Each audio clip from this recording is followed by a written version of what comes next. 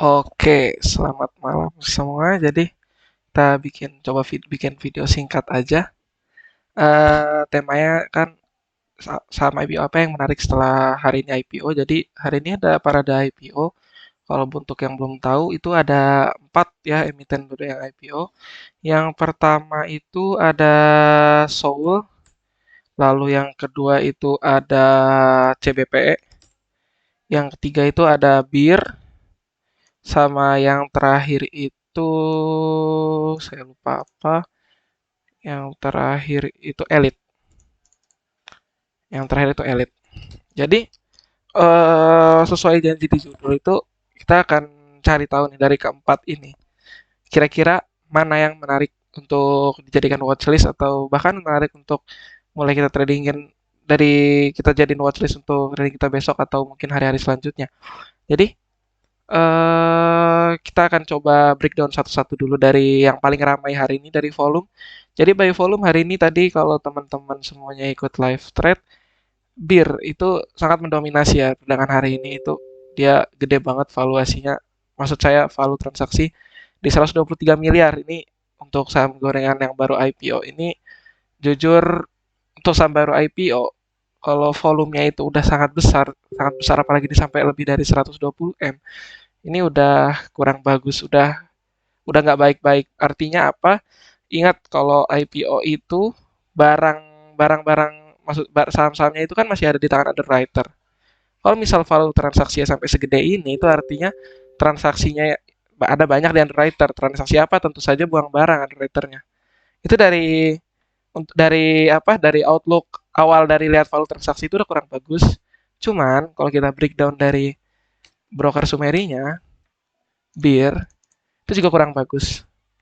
Meskipun kalian di sini bisa lihat ada EP, CC, MG yang bukan MG jelas bukan retail, CC-nya di sini bisa jadi retail, EP-nya mungkin saja bukan retail meskipun mereka semua net buy, tapi mulai ada retail buy di sini, YP 2,4 M, CS bukan retail buy, DR bukan retail buy. Kelihatannya emang kalau dari outlook biasa seperti ini, kelihatannya saham ini masih bagus, masih bisa dijadikan pantauan. Kalau jujur saya kasih komen, mungkin untuk scalper-scalper atau trader-trader yang udah lama dan udah kenal cara main bandarnya, iya bisa dijadikan pantauan scalping. Tapi ingat tadi satu, scalping bukan dijadikan untuk buy lalu ditinggal. Karena apa? Karena kita lihat pindah ke kolom seller. Ada AI, Yobi Kaihian sekuritas yang buang 17,9 miliar hari ini. Coba kita lihat BIR, underwriternya tidak kaget kalau underwriternya Yobi Kaihian alias AI, artinya underwriternya udah buang barang. Ini jelas bukan indikasi yang baik untuk jangka panjang dari BIR ini. Cuman kalau untuk jangka pendek sebenarnya masih oke-oke aja. Itu tadi 4 sama IPO. Nanti akan saya kasih tahu satu yang menurut saya paling menarik hari ini. Lalu ada Soul. Soul ini kita bahas singkat aja ya karena ini ramai di mana-mana membantai retail hari ini dia. Dari allotment banyak info di atas 100 juta dapat allotment 70%. Tentu saja itu bukan berita yang bagus. Allotmentnya banyak barang langsung dibuang di retail di hari IPO, di pre-IPO, lalu post IPO-nya namanya Soul. Ini namanya berarti ini namanya apa? Ini mematahkan teori nama adalah doa karena hari ini Sami tidak bernyawa. CP buang barang banyak. Meskipun CP bukan trader, tapi CP juga bukan retail. Sedangkan kita lihat bayarnya XC, PD, XL, YP, semuanya beli. Ini Soul lebih baik dihindari aja. Lalu ada satu lagi yang juga sebenarnya rame transaksi hari ini tuh Elite. Dan juga rame di pembahasan bantai retail juga. Kenapa?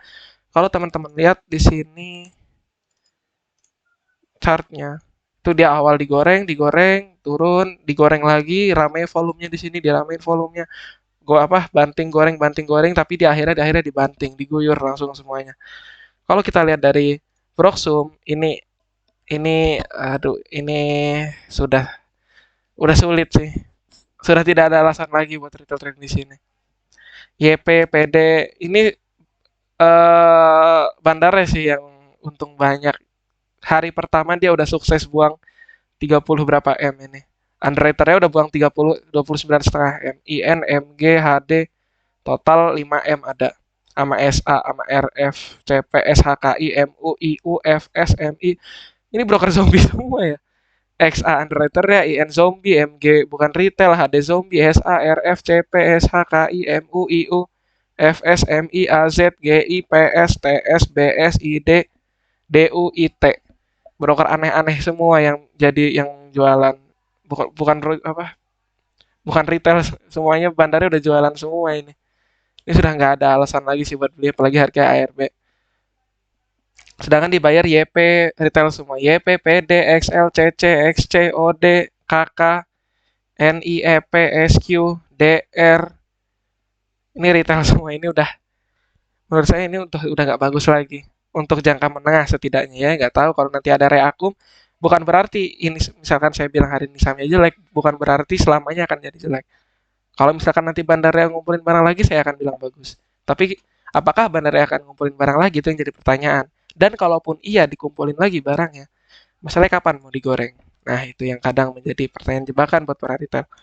Lalu yang menarik, satu saham yang saya janjikan yang saya janjikan untuk dibahas karena menurut saya menarik adalah CPPE. Kenapa CPPE? Meskipun kita lihat hari ini di hari IPO close dia merah, tentu saja retail kan berharap kalau IPO langsung arah, langsung hijau, mentok kanan.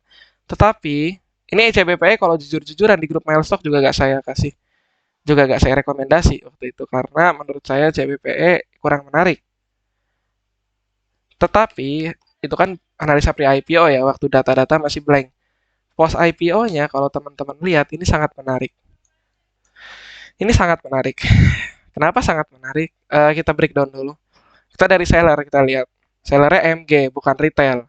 Teman-teman mungkin akan berpikir, tapi MG buang barang, MG guyur. Iya, MG-nya guyur, 3,4 miliar. Tetapi di bawah retail jualan, YP 1,1 M. Lalu ada retail lagi, PD jualan, XC jualan, retail jualan semua, KK jualan. MG tadi buang 3,5. Lalu kita pindah ke buyer. Ada akumulasi sangat besar dari GR. Mungkin teman-teman berpikir GR-nya bukan bandar atau apa karena GR jarang ya kita di analisa-analisa Broksum. Kalau GR akun besar, GR apa, harga naik kita jarang mendengar. Cuman kita harus ketahui dulu kalau setiap saham bandarnya beda. Dan di CPP ini GR itu jadi underwriter ya. Setahu saya. Iya benar, Panin Sekuritas, GR itu. Kita pencet muncul Panin Sekuritas. GR-nya akun gede artinya apa? Bandarnya buyback. Kalau bandarnya buyback bagaimana? Itu bagus. Kenapa saya bilang bagus? Teman-teman coba ingat euro yang harganya sekarang udah sampai 300, itu dulu euro di harga 70 di akum sama underwriter. Lalu ada lagi dulu AMMS sempat meskipun sekarang udah dibanting lagi. Terus apa lagi ya? KRYA itu juga sempat dulu sebelum di harga 200 dia diakum lagi sama underwriter. Sekarang udah 400 udah ARB. Lalu ada lagi sebenarnya dulu saham-saham IPO yang menarik karena di reakum sama bandara itu ada lagi buah. Itu di reakum dia juga sama bandara. Dulu buah itu di harga 400 dikumpulin lagi sama LS. Nah, ini menarik menurut saya karena tadi satu underwriter-nya reakum ngumpulin barang lagi. Tetapi ini bukan analisa, bukan saran untuk jual beli. Kenapa? Karena kita nggak tahu besok GR-nya ini nih sebenarnya benar-benar ngumpulin barang atau enggak, atau mungkin hari ini beli iseng trading tapi sebenarnya dia buang pakai MG, kan kita nggak tahu. Kita harus lihat dulu konsistensinya besok atau 2 hari ke depan atau seminggu ke depan. Kita harus lihat dulu apakah GR-nya konsisten nampungin si barang IPO-nya CBP ini, apa cuman trading doang sebenarnya di hari IPO ini. Kalau misalkan besok atau lusa atau mungkin beberapa hari ke depan GR-nya ini konsisten ngumpulin barang, ini bisa dijadiin watchlist Bapak Ibu. Ini bisa dijadiin watchlist teman-teman. Bisa jadiin watchlist. Ini menurut saya CBP, saya lebih suka saham yang post IPO-nya di reakum. Close merah tapi post IPO di reakum daripada arah berjilid-jilid tapi ujung-ujungnya diguyur sampai jebol. Karena apa? Kalau saham IPO naik, Bapak atau Ibu pasti dikasih allotment kecil. Sedangkan kalau saham yang awalnya saham yang rilis terus post IPO-nya dia merah dulu, Bapak Ibu kan bisa masuk bebas. Bapak Ibu mau beli 50.000 lot silahkan, nggak ada yang larang. Apalagi di reakum naiknya bisa lebih gila dan lebih aman, lebih tenang karena emang underwriter-nya ngumpulin barang lagi. Sedangkan dia kalau mau jualan untung kan harus digoreng dulu sahamnya. Nggak mungkin dia langsung buang 300.000 lot di sini sampai ARB rugi dia. Nah itu jadi itu kesimpulannya, CBPE lumayan menarik, underrated ngumpulin barang, tetapi jangan langsung dibeli besok. Tunggu bottoming aja.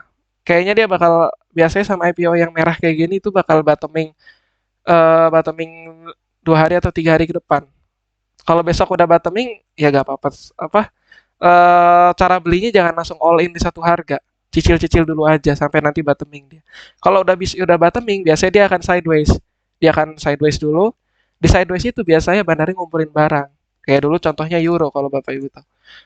Euro saya coba cari. Dulu Euro dia juga kayak gitu. Persis ini caranya. Cuman bedanya Euro kan dulu sama akselerasi. Seperti ini dulu Euro chartnya kalau Bapak Ibu lihat. Dia bakal bottoming dulu di sini di sideways ini bandarnya ngumpulin barang. Begitu barangnya udah kekumpul langsung digoreng sampai sampai atas seperti itu. Outlook saya di CBP ini sebenarnya bagus. Padahal meskipun di Milestock dulu saya bilang CBP ini kurang menarik, yang menarik ada beberapa saham IPO yang menurut saya akan menarik, tapi CBP tidak masuk di dalam ya. Cuman post IPO-nya CBPE ini menarik. Kesimpulannya tadi cara saya analisa tadi sudah saya jabarkan. Bandarnya ngumpulin barang lagi, underwriter-nya reakum, itu tanda-tanda bagus. Jadi mungkin itu aja yang bisa disampaikan Bapak Ibu. Kalau Bapak Ibu lihat juga nih, dia di sideways ini bandarnya berarti ngumpulin barang. Emang salah satu yang biasa dijadiin patokan dalam bandarmologi dan tape reading biasanya kalau sideways gini tuh biasanya bandar lagi ngumpulin barang. Jadi itu outlook saya di CBP. Menurut saya akan bagus, tapi untuk jangka menengah, tidak jangka pendek karena barang IPO-nya itu kayaknya lumayan besar. Dia nge-IPO-in berapa ini kalkulator? 271.250 berarti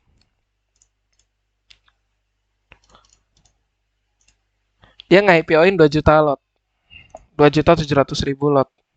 Sedangkan si CBPE ini yang udah dikumpulin baru 300.000 lot. Anggaplah ada 1 juta lot yang nggak keluar. Berarti kalau dia mau ngegoreng kira-kira masih butuh akum lagi. Tapi kayaknya nggak bakal lama-lama sih. Ini soalnya CBP ini juga market cap-nya nggak terlalu gede. Ngumpul ini nggak bakal lama-lama menurut saya. Tapi kemungkinan ini bagus sih untuk jangka menengah. Atau mungkin seminggu lagi digoreng nggak ada yang tahu. Jangan kalau misal belum digoreng-goreng jangan tanya saya karena saya bukan bandar ya, bukan saya yang ngegoreng sahamnya. Tapi menurut saya CBP ini bagus. Jadi itu aja Bapak Ibu. Semoga bermanfaat. Kalaupun emang nanti akan bermanfaat pada akhirnya video ini. Demikian. Mohon maaf kalau mungkin ada salah penyampaian atau kurang penyampaiannya. Selamat malam Bapak Ibu semua.